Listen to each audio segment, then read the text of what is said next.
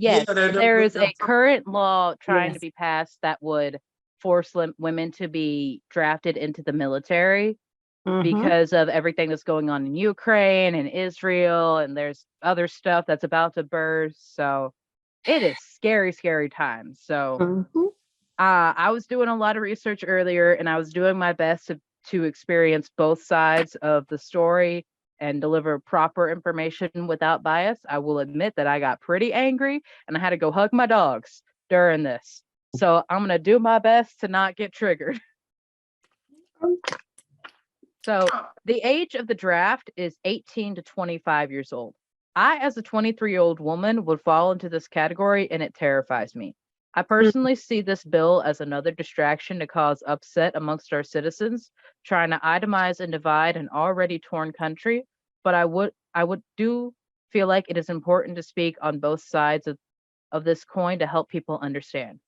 First, you actually need to understand what is the draft. It's been over 50 years since the United States has had to initiate the Selective Service System, which is the term in the military for the draft, the Selective Service System. So if anyone goes and does research for this, I have sent Shu all of my links that I have put into this, and I'm sure he's going to drop it. The Selective Service System is in reference to the draft. It was the last case of the draft was 1973 in the Vietnam War. So this has not happened in my lifetime. This has not happened in my mom's lifetime. It has been over 50 years since we have had to do this. The point of the draft is to fill the rapidly falling soldiers in the time of war. This only applies to biologically born men. I mention this because trans women that were born as men would still fall into the category of being drafted because biologically they were born as a male. But this does not go vice versa. So if you were a trans man, you were born as a woman and transitioned to a male, you would not legally have to be drafted. And there are several reasons why a man you would not be sent to war during the draft. And these are also reasons that you would not be administered if you voluntarily went into the military. There are chronic illnesses and diseases that impair your general health, such as cancer, consumption, or tuberculosis. Diseases of the brain, spine, heart, lungs, liver, spleen, chronic pain, things that impact your general health, mental incapabilities, such as mental retardation or an IQ between 20 and 50, insanity, epilepsy, brain or skull injury, heavy use of recreational vices such as alcoholism or drug abuse. If this is a chronic thing for you, you cannot be drafted into the military because it is a bad habit and something wrong with you. Body deformities and abnormalities such as paralysis, limb atrophies, feeble constitutions. Think Captain America before the serum. He has a very weak body, he has a small barrel chest, things that impede your respiration, spinal curvatures, chest deformations, syphilis that has impacted the mind, even like injuries to your toes, like clubfoot, is a reason to not be inducted into the military. Hey, Vanna, you said consumption. Consumption of alcohol? No, consumption is another term for the disease of tuberculosis. Oh, okay, okay. Yeah. I was finna say, if that was it, I'm good. No. Like excessive, like heavy, like you need to 25. go to AA, alcoholism or drug abuse, that you will not be allowed to be administered into or indoctrinated into the military. Go get Probably you a not bag of using. meth and smoke it right before they come get you. That's when you right back home. Yeah. Good going. Diseases and disabilities that affect a person's everyday life, such as blindness, deafness, loss of a voice, loss of a tongue, amputation to the nose, which is one I found interesting. Loss of teeth, obesity, hernias, artificial anus, hemorrhoids. A partial loss to the penis would prevent you from joining the military. Hold on, go back. You said artificial penis? Yeah, partial or total loss of the Butt penis shot. and atrophy to the testicles are both things that would prevent you from joining the military. And How I you have get found an that artificial anus? I mean, yeah. That shit got me itching, Unless you bro. got a Go back to that. BBL, or Never you heard got a of that. All BBL, you you can, motherfuckers with your concrete asses, y'all ain't got to worry about it. yeah, you got a BBL, you good. I knew this. I knew y'all was gonna take it there. Yeah. Them I, BBLs good I for knew that. something. That's why I saved it for last of that section. I knew it was I going to couldn't go off wait the to get road. it out. All right. We aren't the first country to start talking about these changes. Last year, Ukraine extended the draft to cover women ages from 18 to 60 would be required to enlist in the military in Your times of mama ain't war. fucking going in the army. Hmm. Yeah. I Yeah. think it is important to note that Ukraine has a much smaller population than the United States. The entirety of Ukraine's population is 43.79 million citizens, and that is only 7.5 of the US population. Mm-hmm. That's crazy.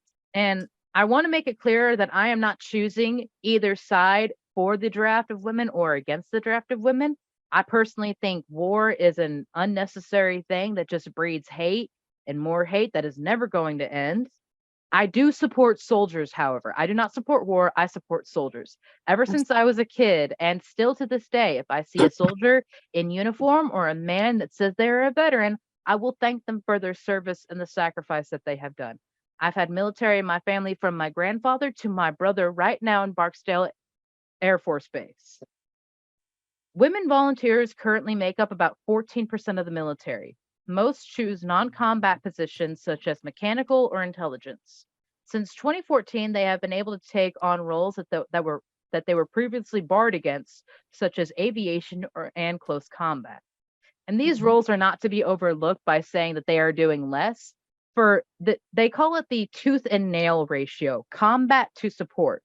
For every one combat soldier, they need 4 support soldiers to make sure that they do their jobs properly.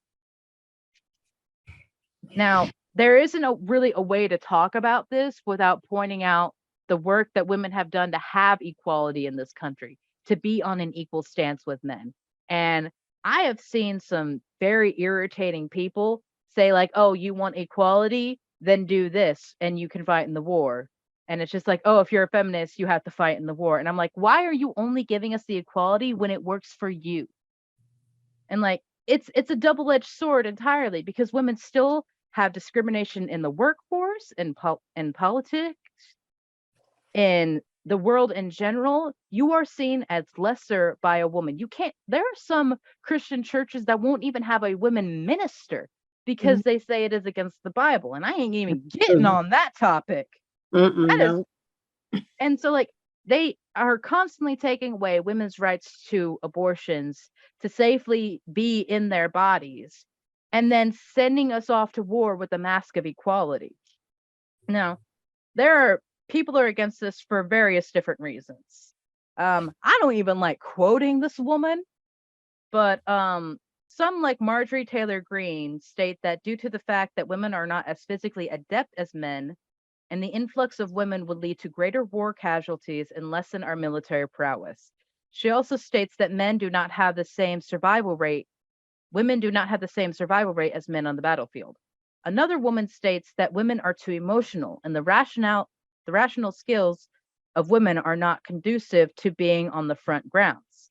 The woman states that women do not have the quick thinking skills to be an effective soldier, and that it isn't fair to the men whose lives are dependent on the women that they are fighting beside to save them. There are people that are turning this into an equal rights battle, and in doing research today, I found a very irritating interview of a man stating that male votes should count more than women votes because women are not eligible for the draft. There are other ethical issues that we face with drafting women into wars, such as if a woman was taken as a prisoner of war, she would likely be subject to sexual assault from one or more parties as a form of torture that would lead to permanent physical, mental, and emotional harm. If she was even released from her captors, she would likely be pregnant, and in that situation, forced to go back home to a country that would not allow her to abort the raped child and forced to raise it or put it in the foster care system. Not to mention the risk factor that they have from their own side. Women in the military are constantly raped by their comrades because they think they have a position of power. They have access to weapons. They have inflated egos. And yes, some men in the military are honorable and deserve respect, but not all are. And so women face as many dangers overseas as they do in their own country, fighting for their country. I'm aware that this is a controversial subject and that there is no right answers. I don't want men to be drafted as much as I don't want women to be drafted. But part of the reason why women were not drafted is the protection and insurance of future generations. If we send women off to war, who are we protecting but the politicians and businesses that already run this country? The millionaires who are not affected by this economic crisis that the rest of us face, the people making decisions that have no impact on them and change the lives of people they claim to protect. There is no right answer. There is no easy way out. Either millions of young people will die, either overseas fighting a war that started over pettiness, or by taking their own lives because they cannot deal with what they had to do or what they had to endure.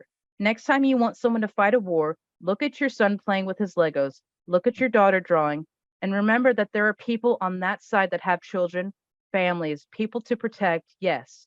But can we reach a day where war is a distant memory? Where can we pray for a time where humans aren't the barbaric animals we claim to be better than? If you want to prove you're the smartest species on the planet, stop destroying it yourselves and speak to each other's. We have words for a reason.